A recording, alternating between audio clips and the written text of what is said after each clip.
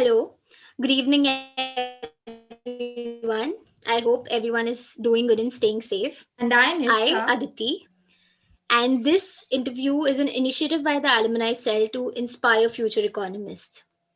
Today, we're in conversation with Miss Anisha Parvathaneni, a distinguished alumni of the Economics Department in the Prist College for Women.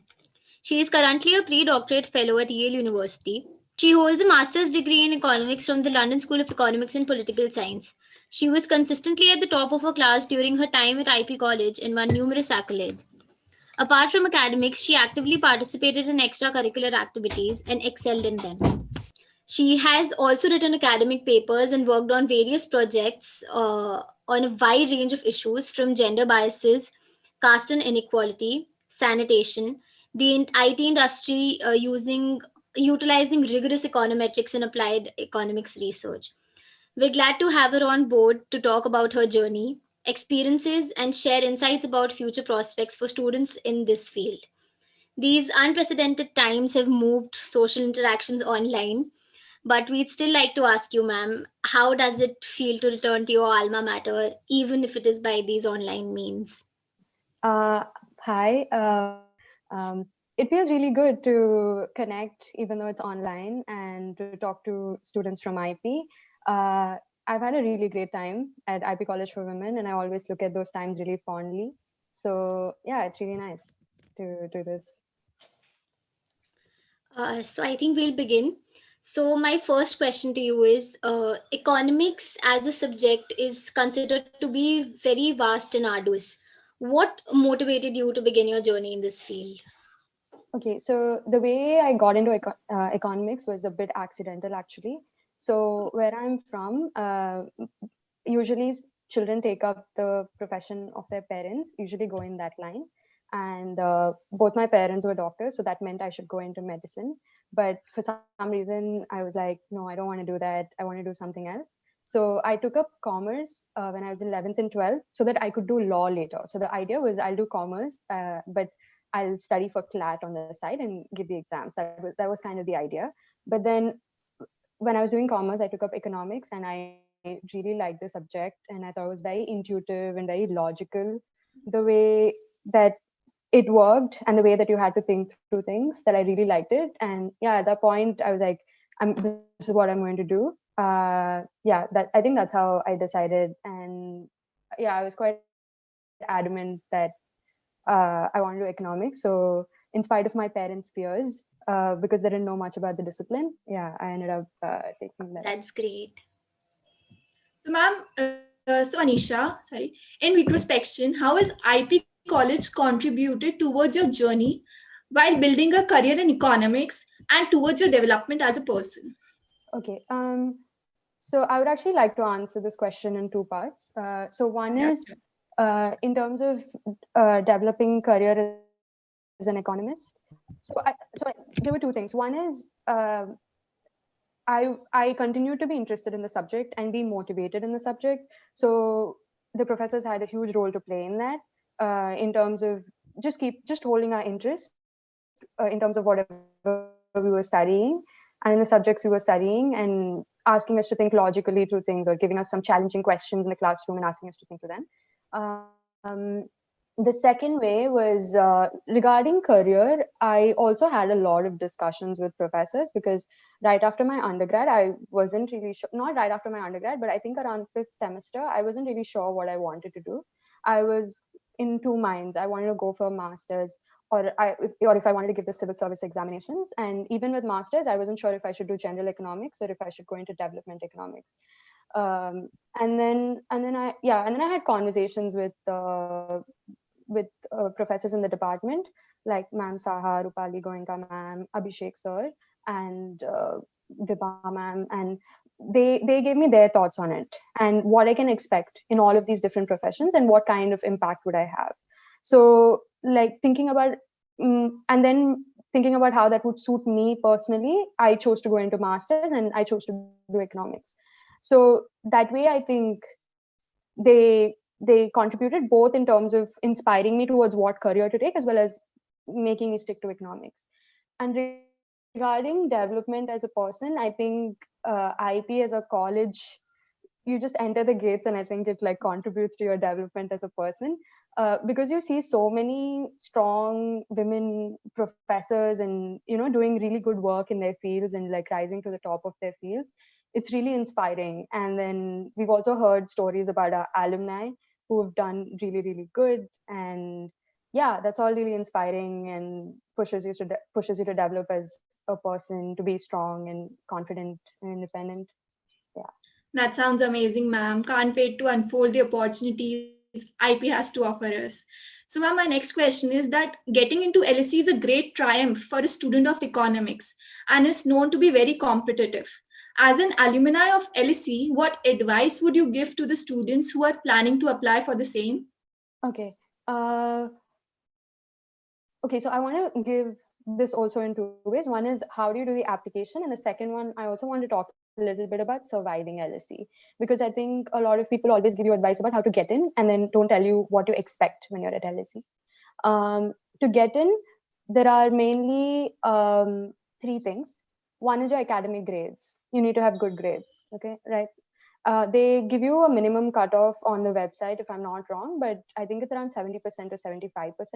But I think you need higher than that. I think that's more like a minimum cutoff. Though grades are not the only thing. Like, I don't think that's make or break, but it's important.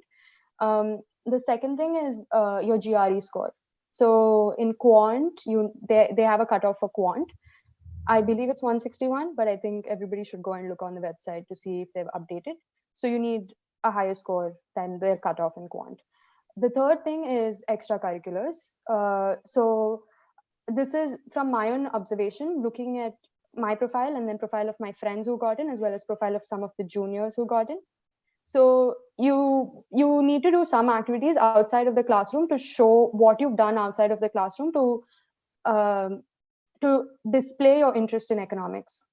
Okay, so that can be something like participating in debates related to economics, or working in the economic association of IT college. What activities have you done? Have you organized something?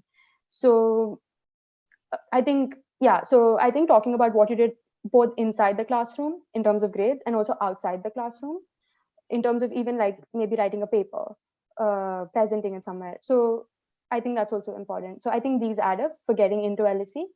In terms of surviving at LSE, learn your concepts well in undergrad.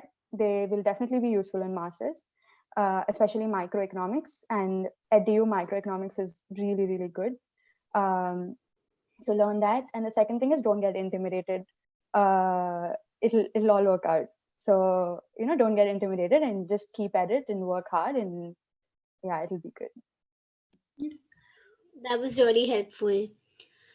Many students face a dilemma in choosing a fulfilling career path after the completion of graduation. In a post-pandemic world, what kind of opportunities do you think lie ahead for students pursuing economics? Okay. Okay. Regarding post-pandemic, everything is online right now, right? That's what we mean by saying it's post-pandemic. Um, I'm not entirely sure that the roles of economists would change after the pandemic. Maybe what we study will change, but the role itself might not change much because right now everything is online already. And that's the reason why I think the transition has been smoother for those who are doing office jobs compared to those who aren't. Um, okay, so regarding career paths, I see it in 3 or 4 ways. So one is you can go into corporate, and you can work in banking or consulting.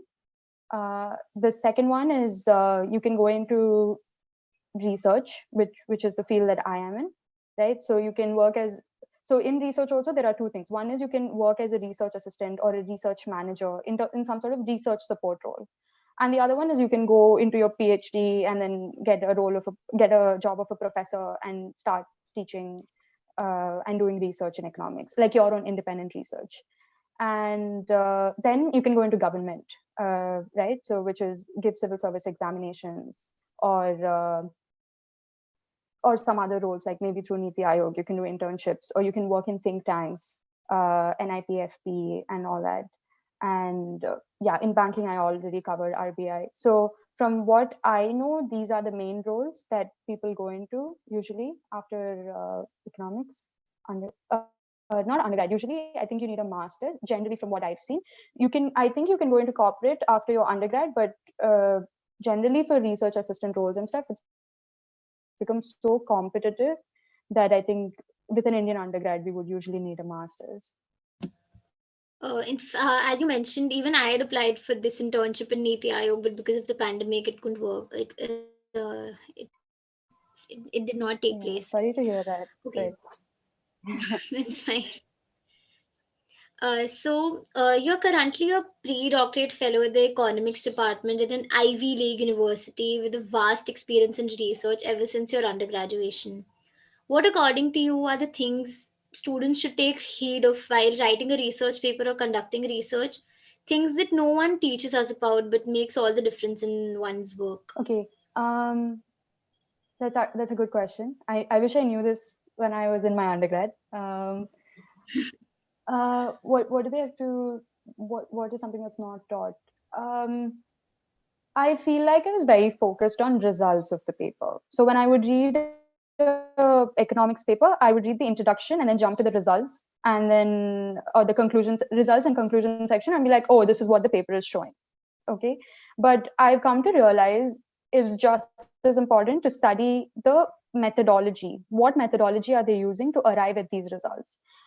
And what are the assumptions that they're making, and then also what are the mechanisms through which they're explaining their results. And I think the mechanisms are super important, because that's where, so if you see two different papers with conflicting results, you will see that there's a difference in mechanisms. Or like if one paper encompasses the results of the other paper, then that's even better because it's explaining something larger. So yeah, I think looking through mechanisms and methodology was one thing I wish I started doing earlier. And another thing that I've come to learn working for other professors is also stress testing your mechanism. So, for example, you have a result from a paper, okay? So it's not enough to show that this is what the paper shows. Sometimes you also need to show that there are these alternative explanations that could maybe explain these results, but I'm going to strike out each of those explanations, and I'm going to tell you my explanation is the right explanation. So they like conduct different kinds of tests to say that, oh, all those other alternative explanations don't work. So for this reasons. So I thought that was something that is very cool and something that I wasn't aware of before. So yeah. That's really helpful, ma'am. Even we have the subject of research methodology in this coming up semester, and we are really looking forward to it, as research is a very important part of economics. So yeah. So, ma'am, like your research work in the past has been very diverse and intriguing. So, could you please tell us a little more about your current research projects? Okay. So currently I'm working for two professors at Yale. I split my time between the two. I don't want to go into too much detail because they're not my projects, but I would like to give a more of a high level view of what I'm working on. So for one of the professors, I'm working on a project in public economics. So what the project aims to do is aims to study is if couples save optimally. So within a household, the husband has some saving options and the spouse has some saving options. And here in America, you have 401ks through which you can save. So they're kind of they've built a data set. We're working on building the data set right now. And using that data set, they'll be seeing if the households are making optimal saving decisions given their 401ks. That's one of the projects that I'm working on for one of the professors. For the second professor, he's actually developing an estimation method, a causal inference estimation method. But the cool thing, the way that he's doing it is he's using a machine learning algorithm. So he's thinking of every algorithm as a natural experiment, and using that to study some causal effects.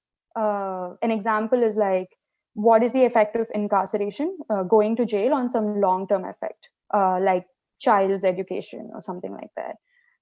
But yeah, he's coming up with a general method that you can apply to a wide range of scenarios. So I'm working on that project, and what I'm doing is in like over the past few months, I've been testing the efficiency of that method versus OLS, normal IV regression, and yeah, basically other methods to see if his method is superior and the conditions under which it's superior and stuff like that. That sounds really great, ma'am.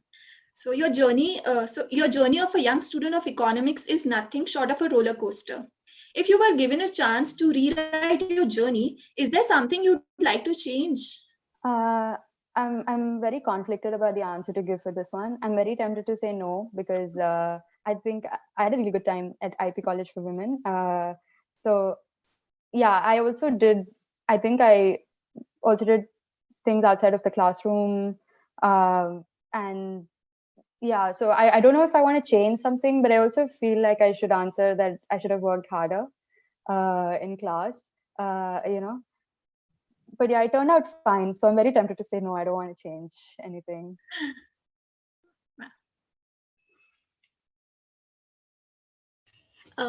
So my next question is, Mrs. Janet Yellen is the only woman to have served as Federal Reserve Chairman.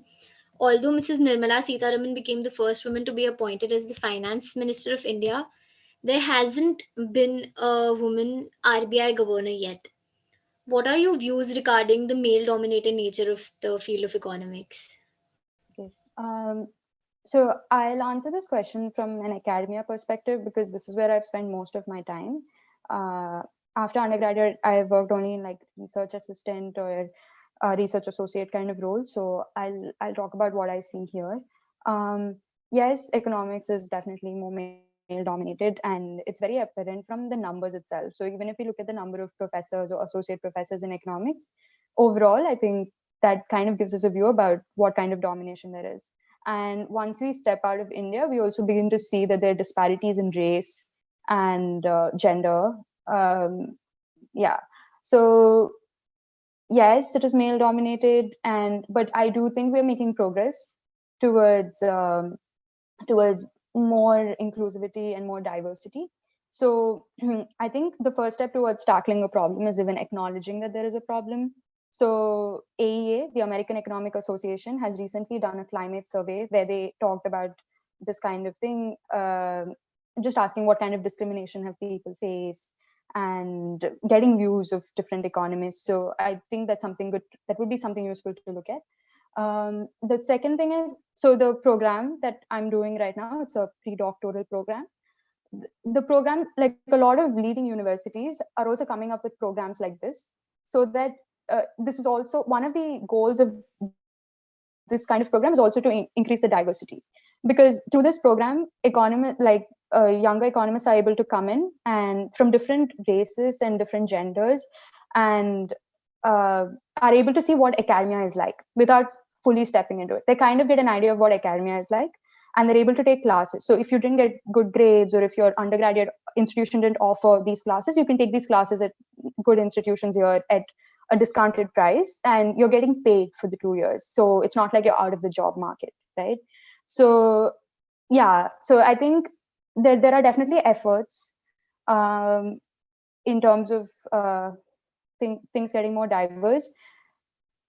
Yeah. Sorry, one more thing is, I also think just like, so when we're talking about male dominated, I think a lot of things come in. So something is just like, look at the numbers. Another thing is connections, or like knowing some hidden information that maybe if you're a new person who's coming into economics, you might not know, right? But like if I have a lot of friends and family in economics, they might give me some tips, which, someone who's new doesn't know. So I think there have also been efforts in terms of like trying to talk about what is this hidden information. Like the department's making more of an effort in terms of that. So yeah, I do think we're changing for the better. Perhaps gradual, but there is definitely progress. Yeah. Your paper on networks and economic development chapter for the Oxford Review of Economic Policy was really interesting, and we'd love to know more about it. Okay. So I actually co-authored that with my professors that I worked at with JPAL, which was a really valuable opportunity for me because they're all at the forefront of the discipline. So yeah, I think I got a bit lucky there. Okay, so I think networks or social networks is something that's not really taught to us at the undergraduate level, or even when I was doing masters at LSE, I didn't read any papers related to that. But in developing countries where we don't have formal institutions like credit markets or insurance markets, networks is something that becomes very, very important because you rely on your community networks or you rely on your social networks for your economic outcomes. So the chapter's whole idea was so if a policymaker were reading this, they would get an idea about how to leverage these networks for various policy outcomes. An example of this is actually a good example of this is when there is coronavirus pandemic, right? We want people to take certain actions. For example, sanitize or maintain social distance, wear a mask, etc., etc. So you want people to you want people to learn this information, and then B, you want people to follow this information, right? So from a policymaker point of view, okay, you can show it on TV, but what else can you do? How do you make sure that people are following this? So then there are some things that you can follow, or like some people you can inform instead of informing everyone. Because there can also be cases of misinformation, there can be cases of rumors. So that is like one policy outcome for which policymakers might be interested in, how social networks. When I say social networks, I'm talking about community networks. I'm not talking about Facebook or Instagram. So how to leverage these. So that was one of the things that we talked about in that chapter. So, and then we also talked about financial networks. So right now, like in rural areas, you would, or like maybe a little bit earlier, you would see that there are also financial networks, like who's borrowing from whom. It may not be money, it can be something like kerosene or milk or dal or something like that, right? So how do those networks get affected when a banking system enters this rural area, or like someone from this village is migrating? How does that affect the financial network in that rural area? So yeah, we cover topics like that, and how policymakers can also get an idea of the network structure. What can they do to get the idea of the network structure in the rural area? So those were some of the topics that those were the three main topics that we covered in that chapter. Thank you for sharing. That was really insightful. Do you have any preparation strategies for the students who aspire to Mhm. pursue higher education in economics in the US? And like, what differences did you notice in the application processes for US and UK universities? Okay. Uh, okay. So for masters also, I applied to both US and UK. Um, the short answer is there's not a lot of difference. I think they're pretty similar, and they usually want say the same kind of things. You need to take GRE, you need to take TOEFL, and then you need to have a statement of purpose. So that's pretty similar. I guess one small difference is like some US schools ask for a diversity statement when you're applying for a PhD in terms of talking about your background more. Apart from that, I think between US and UK, I don't see a huge difference. Um, yeah, I guess there's so much diversity within applications for US schools itself. So different schools ask for different things within US. Some ask for a math form, for example, what classes did you take? Sorry, I'm talking about the PhD apps now, and I'm doing them right now. So yeah, like the past month, I've been doing a lot of apps. Yeah, in terms of some ask for your math courses more prominently, or some might have some more essay questions, but I feel like they're more or less the same. Yeah, and for master's economics also, I would say they're more or less the same. But if you're applying for public policy programs, for example, then you might have some extra essays that you have to write. So I think that's the difference. Thank you so much, ma'am, for these tips. So during your master's in the London School of Economics, you wrote an extended essay on effect of climate shocks on schooling attainment, evidence from Andhra Pradesh. Could you please tell us more about it and what prompted you to take this up? Okay, yeah, sure. Um, so I was very fascinated with the concept of poverty traps because I thought it was reconciling what we learned in solo growth model with the kind of economics that we see in developing countries. So I thought that was very cool. And then I was thinking about how is there any way that I can study that in the context of climate change? Because climate change is something that's happening right now. We're facing the consequences right now, and so will our future generations. And so that's how I got interested in the topic. And then I was also looking for an exogenous source of variation. So I thought, okay, droughts are exogenous, right? So I thought that was like a good path to pursue. And then, but then at that point, I also found some other papers that were looking at exactly this using the same data set. So when I did it, there was a new round of data that was added. So I knew that I was doing something at least a bit different from the last paper. But then another thing that I did was I was also taking graduate econometrics at that point of time from LSE, right? So I also conducted some econometrics tests on the methodology that the previous paper was using.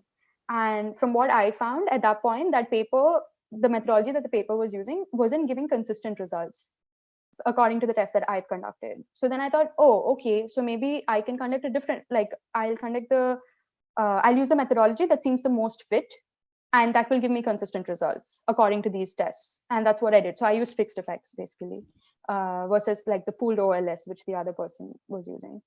So I did that, and then I found different results, and I found my results also to be significant, whereas the other person wasn't finding significant results.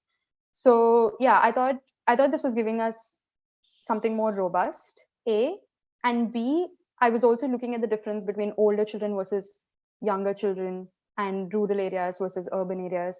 So yeah, so that I think for me the motivation was both. I felt like I was adding to the economic knowledge. I was pursuing an interesting economic question, as well as I'm incorporating the right econometric methodology to study the results that would give me the correct numbers or significance. Or yeah. It sounds really very interesting, ma'am. So yeah. So other than building a strong academic profile during the college years, what are some activities you suggest the students should engage in for the holistic development? Oh, okay. Okay, one good thing about I don't know how the situation is right now because of the pandemic, but when I was at IB College, I think IB has really a lot of universities. From this debate, dance, music. At least from what I know, there's like a vast range of activities. So if you want to talk about holistic activities, so then yeah, I think like participating in those societies is a good idea. When I was there, I was in the debate society in my first year, which was very good in terms of developing friends and community and pushing me to think through things logically. So yeah, so participating in those societies I think is a good idea. And also economic societies there, right? Participate in the activities of the economic society. Yeah, and there's also a lot of volunteering opportunities in Delhi. So when I was there, I at least knew of 2 to 3 organizations like this, Make a Difference, and then Leaders for Tomorrow, Enactus. So there's like a bunch that you can participate in. So I think the good thing about studying from IP College and DU at large is there's no dearth of societies or activities if one really wants to like pursue those. Okay, we would be doing a disservice to the students of the department if we did not ask you about your time at the Abdul Latif Jameel Poverty Action Lab. How is it different from the other projects you've worked on ever since your undergraduation? Okay. I think the easy answer here is field work. I've done a lot of field work when I was at JPAL, but my current position and before JPAL, I didn't really do much field work or like field implementation of projects. So that's one thing that's different. Another thing that's different is, and I think it's really cool, and I got to learn a lot from it. Is so pre JPAL and post JPAL, the methodologies that I've learned and the kind of work that I've been doing is where we already have the data set. Okay, so yeah, NSSO, like I haven't worked with that, but in the American data sets that I've been using, we already have the data. And then we're trying to look at, if you want to study something, we're trying to identify an econometric methodology that allows us to do this in a causal manner, without any bias entering the thing. So we're looking at like some regression discontinuity design, or like, is there some natural experiment? Is there some exogenous shock? That's kind of what I'm doing right now. Except for the project where the professor is working on the estimation method. And then even pre-JPAL, when I was at LSE, we learned about RCTs, but the major focus again was on econometric methodologies that will allow us to get causal results if we are able to identify some exogenous shock, But at JPAL, what what the PIs were doing was if they had a question, they were designing an experiment around that question. So they were running RCT. So you have randomization built into your design, right? So once after the experiment, you're just comparing the comparing the means across the two groups, like the treatment group and the control group. Uh, does that make sense, or is this very like out of the box? Okay, I'll give you an example. So if you want to study the effect of students getting iPad, right? So you randomize and you give some classrooms in IP college the iPad, and some classrooms don't get iPad. And then I'm going to compare math grades for the group who got the iPad and math grades for the group who did not get the iPad, right? So the professors, not at this level, the professors were designing very interesting experiments like this to study things like this. So we were kind of designing what kind of data we want to collect, and then we're collecting that data. So I think these are two very different approaches. One is where you already have the data, and then how will you get causal inference, and then the second one is the methodology itself is called, like, I don't know, like if I'm doing justice to this, but yeah, what kind of data you want to collect, and you're collecting the data and then looking at the means. Okay. Yeah, I It think must be a great experience for you. So, ma'am, we find that you worked with the Center of Civil Society and also the Center for Economics and Social Science during undergraduation. What advice do you have for students who seem to be confused and rather clueless about opportunities early on? Okay. Do different internships. I feel like that's the easiest answer that I can think of. Yeah, do different internships, because okay, so I'll tell you what happened with me.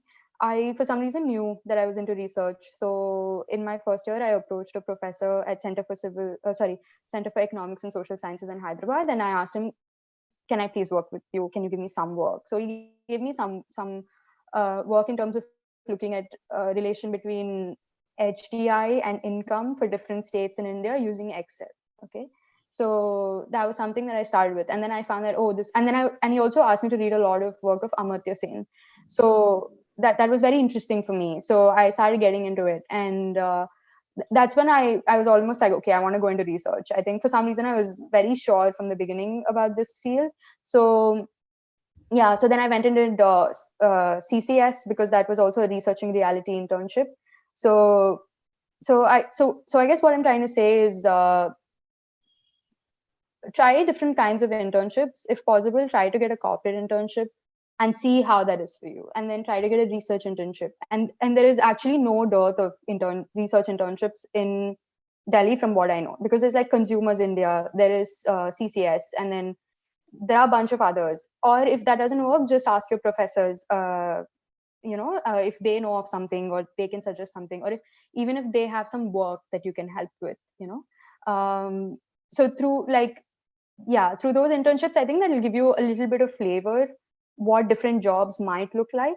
So even if you can't decide that this is the job that I definitely want to do, I think it'll help in ruling out what jobs you don't want to do. So that will take them out of your your set of choices itself, making the set smaller. So yeah, I think doing internships is a good idea. And also another good idea is talk to your alumni, which is exactly what you're doing right now, because we have some experience, right? Because we've made some mistakes along the way or whatever in terms of deciding what we wanted. Yeah, so talk to your alumni, build those bridges, and if I think you can do something like, if more students are interested in a certain career, you can maybe like find some alumni who's in that career and come and talk about their experience. Or even questions like, what do you do in a typical day at your job, is like, gives you a lot of information. right. And you can think of, so yeah. Thank you so much for the advice, ma'am. It's very helpful. It was wonderful talking to you, ma'am. We greatly appreciate you taking time out of your busy schedule to speak with us. I say this on behalf of the students of the department that this session was extremely worthwhile. We are in awe of the immense body of work you have produced over your academic journey. It has only made us more confident in terms of what lies ahead us as all of us strive to carve our career in this field. The entire department is extremely proud of your achievements, and we would love to have you back in person if possible. Thank you. Yeah, I would really like to go back to IP. The college is just so beautiful, and like, yeah, I really want to go back. And yeah, thank you for doing this because I think it's a really good initiative. Yeah, I think it's really good, and I'm sure a lot of alumni would be happy to connect and talk about their experience because IP, I'm sure, has been a good experience for me, and I think is a good experience for others. Yeah, thank you. I think what you're doing is really, really good. Thank you, ma'am.